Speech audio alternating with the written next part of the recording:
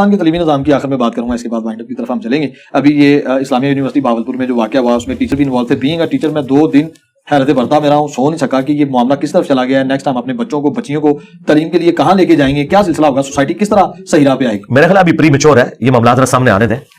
Doctor Shahid Masood साहब ने भी एक झूठ मशहूर कर दिया था ज़ैनब कत्ल केस के मौका पर, हलचल नहीं मच गई थी दुनिया में, लेकिन निकला कुछ और था।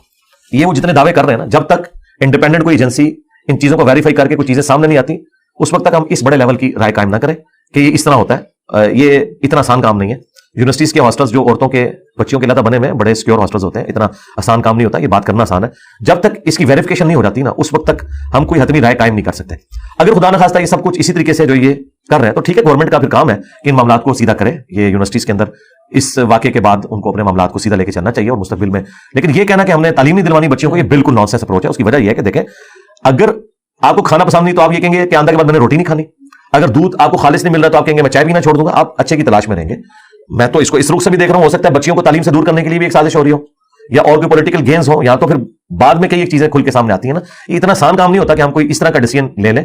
जब तक कि मैं वहां के रहने वाले बच्चों या बच्चियों का इंटरव्यू खुद नहीं कर लेता, जो इंडिपेंडेंट सोर्सेज हैं और वो कंफर्म नहीं करते, उस वक्त तक चंद रिपोर्टों के ऊपर लाए करके कोई एक्सट्रीम, मैंने इसलिए देखें आज करंट अफेयर के तौर पे डिस्कस भी नहीं किया, क्योंकि फिर आप एक छोटे से वाक्य को बड़ा करके पेश करते हैं जिसके पीछे उतना बड़ा गंद नहीं होता। थोड़ा बहुत गंद तो आ जाएगा, चल रहा होता है ना, सोसाइटी और गंदी हो जाती है। ये जरूरत नहीं है। आपका एजाज़म यूनिवर्सिटी है, किसी हॉस्टल में कोई एक छोटा सा वाक्य हो गया, मैं पकड़ के जिसकी ऑडियंस मिलियंस में है वो बैठ के इसको डिस्कस करे, तो ये दीन की खिदमत कर रहा है। ये कोई दीन की खिदमत नहीं। दीन की खिदमत ये है कि जब कोई फितना बड़ा हो और बाकी स्टैब्लिश हो जाए, फिर आप उसे ललकारें कि हाँ ये ऑलरेडी हो चुका है। आप देखें कई लोगों ने ये माजी करीब में दावे नबूवत किया, मेरी कोई वीडियो उनके खिलाफ नहीं आई। कोई यारों इस काबिल है कि मैं उनको डिस्कस करूं। हाँ, कोई बड़े लेवल का मुसलमान स्कॉलर या क्रिश्चियन स्कॉलर जिसके करोड़ों मानने वाले होते हैं, अचानक वो दावे नबूवत कर देता और वो लाखों लोग अपने साथ लगा लेता, फिर मेरा तकाजा था कि मैं उसकी ऐसी की तैसी फेरता। एक बंदे की वीडियो 700-800 बंदों ने देखी है और मैं पकड़ के मिलियंस ऑफ पीपल के प्लेटफॉर्म से कहूं कि हाँ जी फलानी का बंदा जो दावा नबूवत की थी और लोग जाके उसको सुने, फजूल उसकी फजूलियात सुने। ये कोई दीन की खिदमत नहीं है।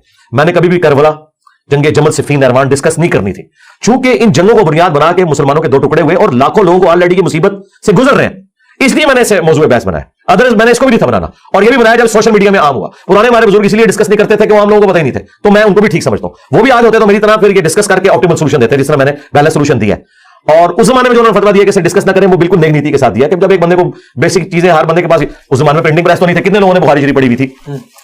ये इमाम बुखारी के चंद शागिर्दों के पास बुखारी के हैंड नोट्स थे, बाकी दुनिया को नहीं पता था।